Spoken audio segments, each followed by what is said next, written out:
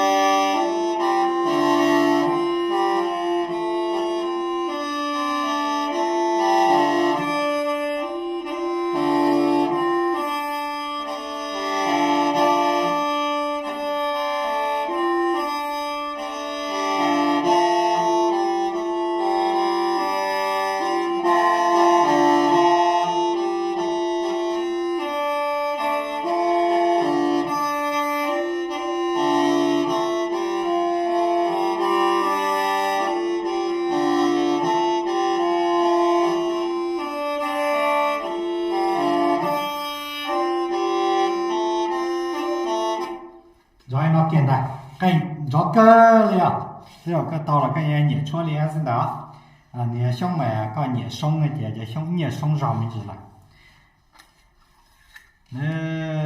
cho hắn cho căn tay chỉ của tàu mua và dùng cầu léo của mua chăn chăn lù ha và tàu chỉ của mua dùng cầu cho có là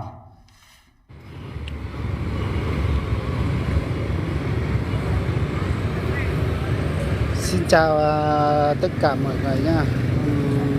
Trong hiện tại là đang 4 giờ 30. Hôm nay mình đang ở ngã ba thành phố Hà Giang vào bệnh viện Đức Minh nhá.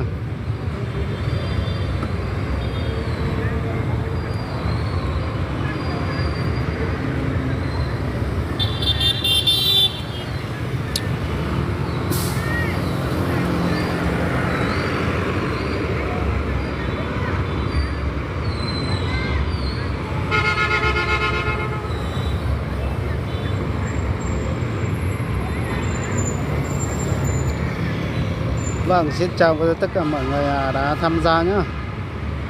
Chúc mừng tất cả mọi người một buổi chiều để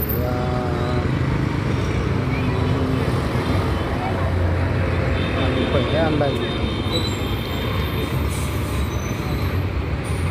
Đây là tại ngã ba thành phố Hà Giang đi vào bệnh viện Đức Minh. Tức là đường đi xuống bệnh viện Đức Minh là đi cái đoạn này đi nhé. Đức Minh ở dưới này.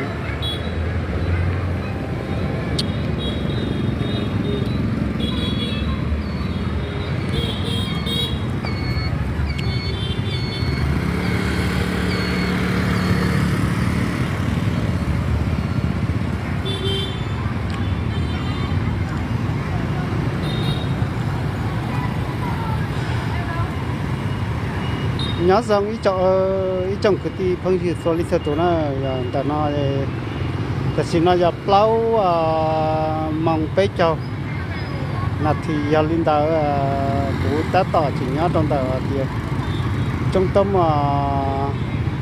thành phố tỉnh Hà Giang thì là ngã ba thì với một là thì bệnh viện Đức Minh này.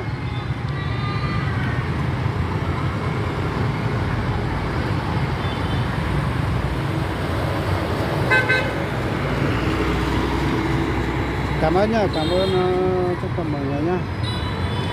Ôi chào sao đại phân đi theo tụi nó, ôi chào sao đại phân tụi nó. Giờ linh tụi lò nó thọ sao đại ta polo của nó, polo thia thì giờ một ba của nó giờ.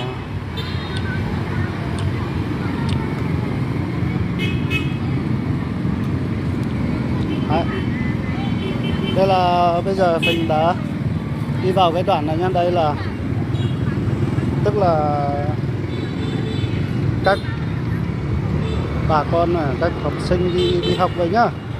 Bây giờ là lúc 4:30 hiện tại đã đang tắt đường này.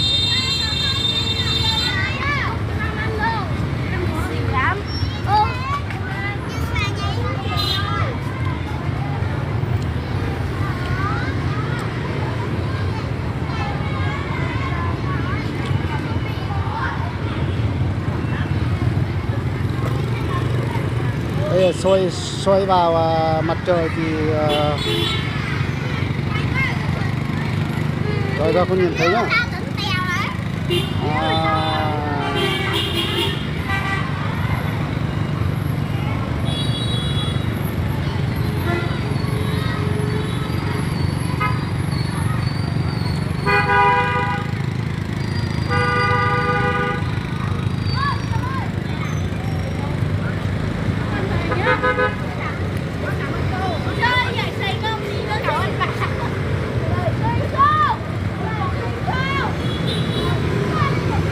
Phải có người đón.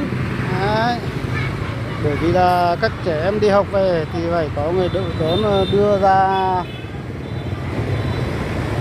qua đường. Nhưng mà bây giờ ở đây rồi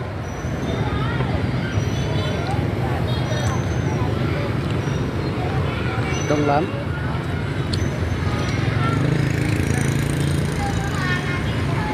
Ô nhân dòng xe đàn ơi.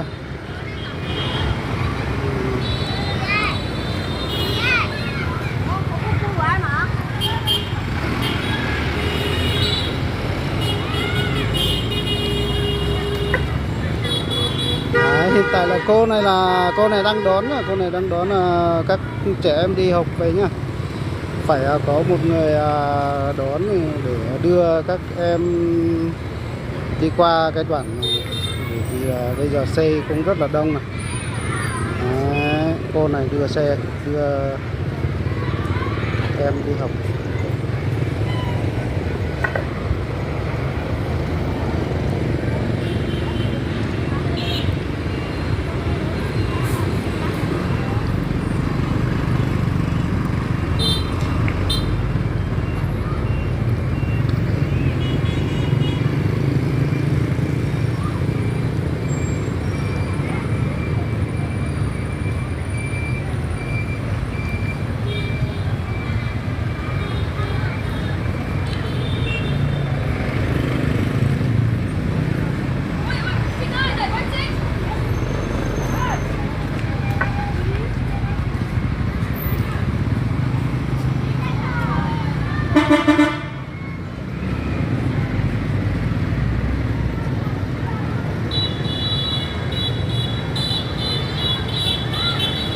Đây là cổng trường tiểu học. Đấy. Cổng trường tiểu học Nguyễn.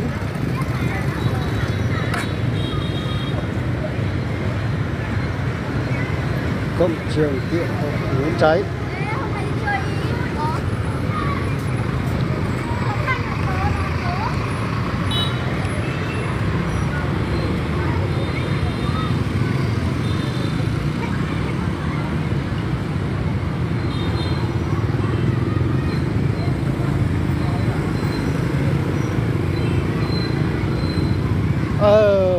Chào nữa. Vâng chào nhá. Chào mọi người nhá, chào tất cả mọi người nhá, buổi chiều nhá. Bây giờ là 4:38.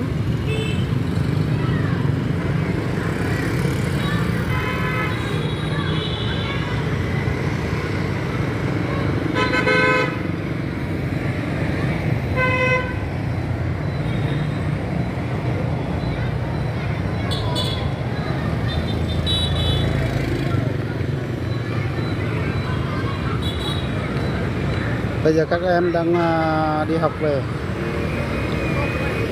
Có một cô nó phải chỉ đạo và đón các em qua đường.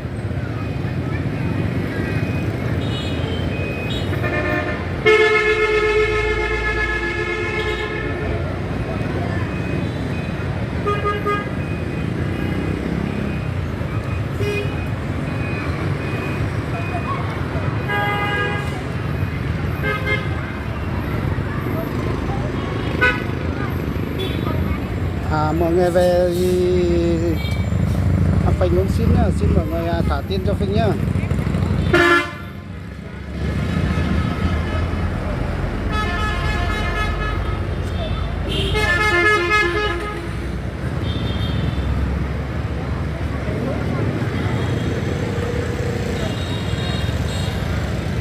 Đông lắm.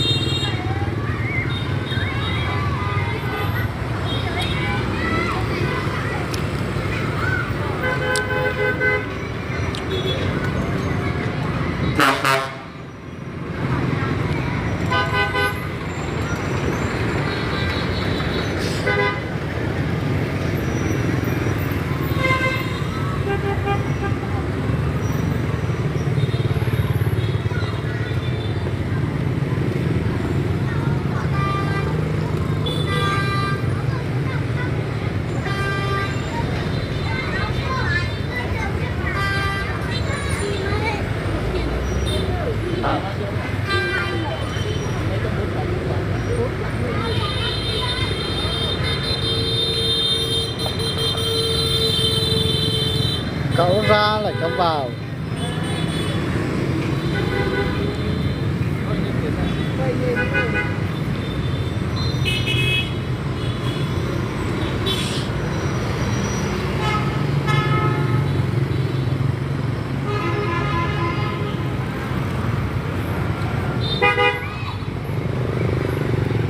Vâng chào nhá, chào mọi người, chào tất cả mọi người nhá.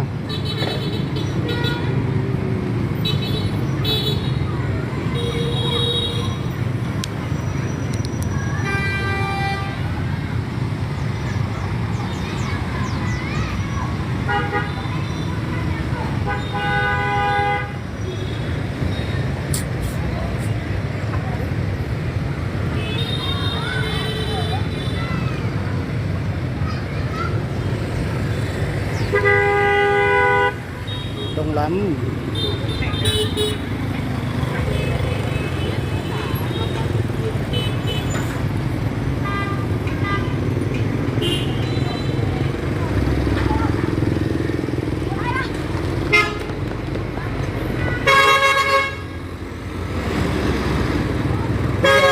Đang ở bên dưới đường thì nó kiểu cái mặt trời nó sáng từ trên xuống thì nó chói rồi.